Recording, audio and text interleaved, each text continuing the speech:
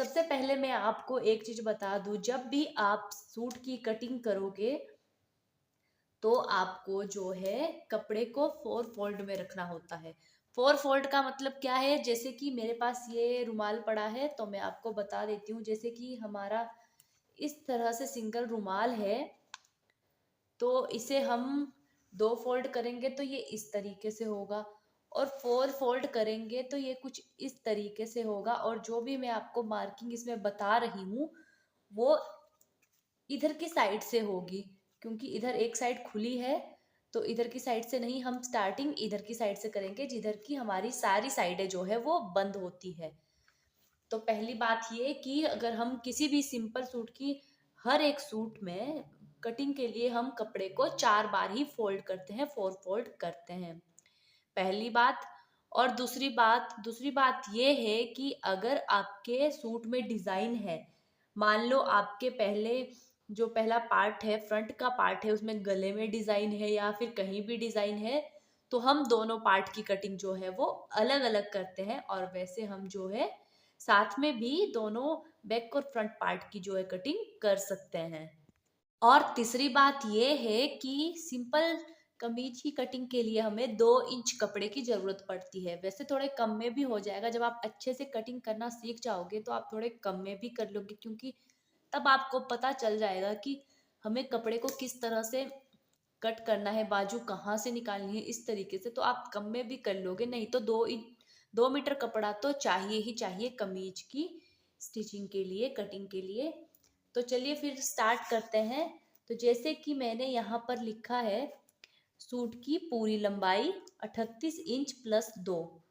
तो ये क्या है? ये है जितनी भी आप अपने सूट की लेंथ रखना चाहते हो, ये चीज आप अपने हिसाब से रखोगे जितनी आप रखना चाहते हो। मैंने 38 लिखा है, अगर आप 40 भी लिखना चाहते हो उसमें भी आप 2 इंच जो है वो प्लस करेंगे, क्योंकि 2 इंच हमारा फोल्ड होता है नीचे से, जैसे हम तुरपाई करते हैं मशीन से ही फोल्ड करते हैं, तो 2 इंच हमारा फोल्ड होगा।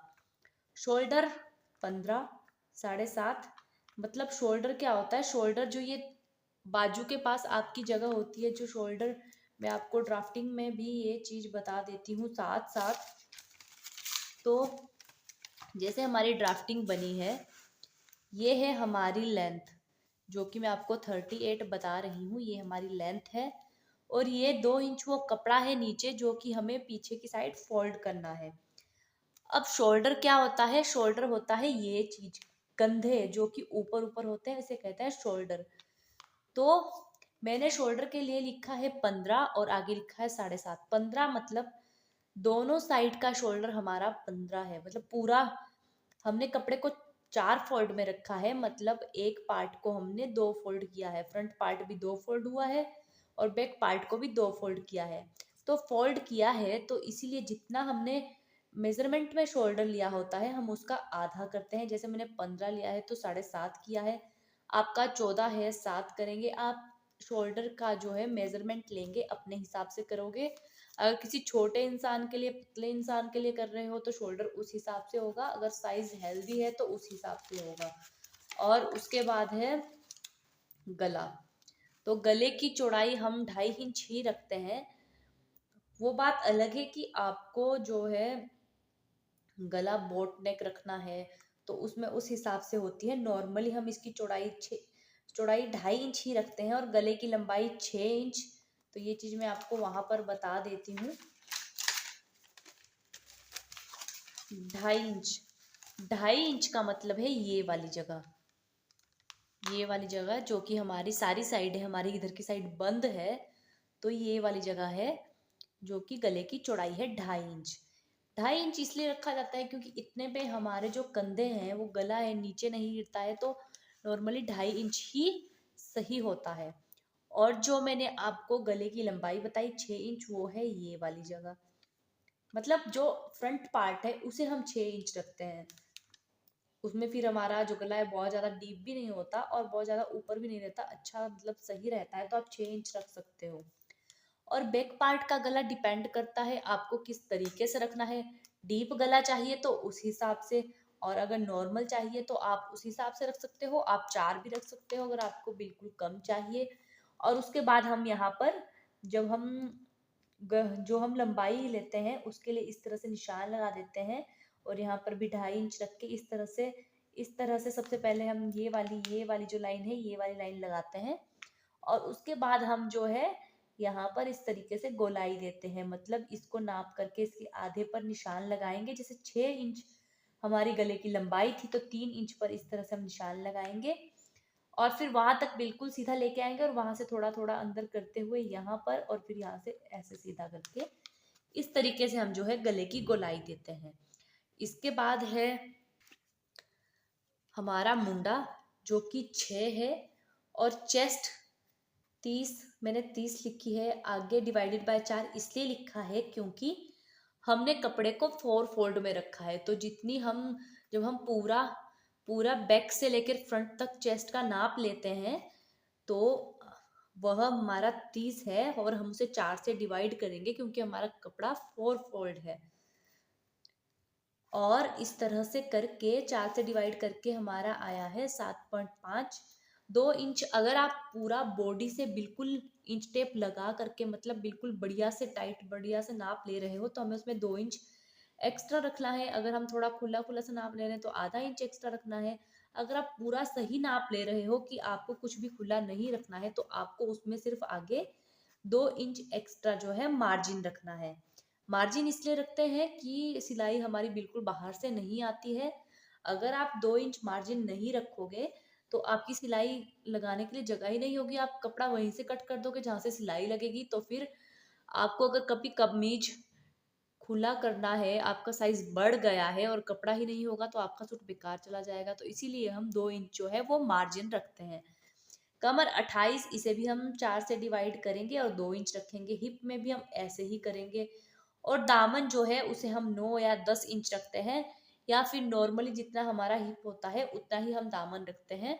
अब मैं आपको ये सारी चीज़ें जो है अपनी जो ड्राफ्टिंग जो मैंने ड्राइंग बनाई है उसमें अच्छे से समझा देती हूँ कि ये हमारी चीज़ें क्या है। मुंडा, चेस्ट, कमर, हिप, दामन। तो ये वाली जो जगह है ये हमारा मुंडा होता है, आर्म होल भी कह सकते हैं आप इसे। तो मुंडे के लिए हमने 6 इंच जो रखा है, हमने ये वाला इस तरीके से रखा है, इस तरीके से। उसके बाद हमने इसे गोलाई दी है, और इसमें हमारा थोड़ा सा फर्क आता है फ्रंट और बैक पार्ट में। फ्रंट पार्ट में हम ये गोलाई देने के लिए यहाँ से 1 इंच पर निशान लगाते हैं, और बैक पार्ट में हम ये गोलाई देने के लिए 1.5 इंच पर निशान लगाते हैं। ये हमारी चीज जो है फ्रंट और बैक पार्ट में अलग होती है। और एक चीज ये भी होती है इसमें कि हमें यहाँ पर शोल्डर स्लोप देनी होती है, मतलब यहाँ पर थोड़ा टेढ़ा करना होता है इसे, इस तरीके से, सॉरी इस तरीके से थोड़ा टेढ़ा करना होता है इसे, क्योंकि हमारे कंधे बिल्कुल सीधे नहीं होते हैं, हमारे कंधे इस तरह से थोड़े टेढ़े होते हैं।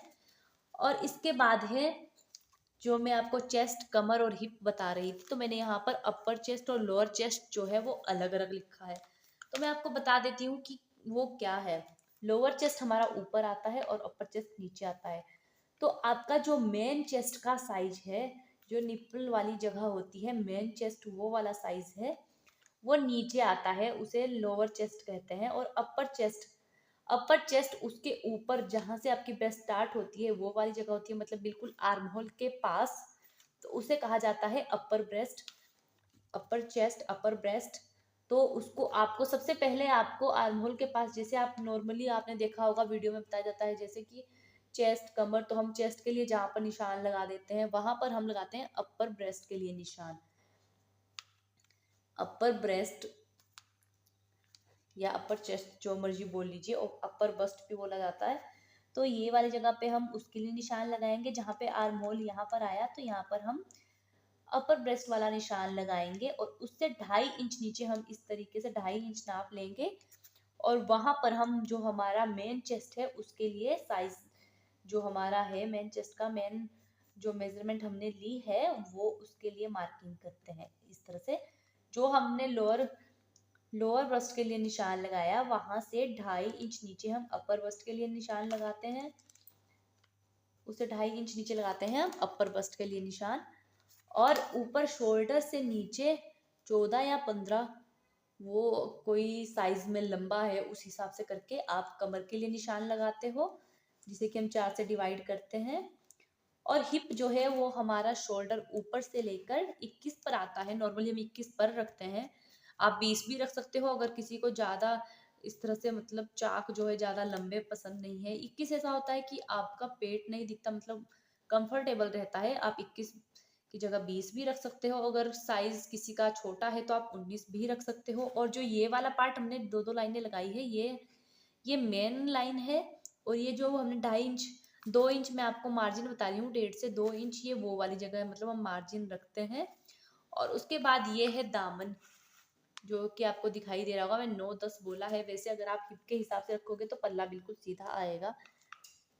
और यहाँ पर भी हम 2 इंच जो है मार्जिन रखते हैं, क्योंकि हमारा पल्ला भी फोल्ड होता है, यहाँ से भी फोल्ड होता है, तो हम इस तरीके से इसे रखते हैं। अब जैसे कि मैंने आपको बताया कि हम अपने कपड़े को 4 फोल्ड में लगते हैं, तो जैसे ये वाली जगह है तो ये जो हमारी सारी साइडें बंद है, ये वाली जगह वो होती है। और ये जो मार्जिन रख के हम ये वाली जगह लेते हैं, वो ये वाली जगह होती है। मतलब आप गले के लिए यहाँ पर करोगे, उसके बाद यहाँ पर आर्मोल के लिए गोलाई दे करके यहाँ से चेस्ट रखोगे, कमर हिप, और यहाँ से जैसे ये कपड़ा इस तरह से फोल्ड होता है वो मार्जिन वाली जगह, तो ये इस तरीके से होता है।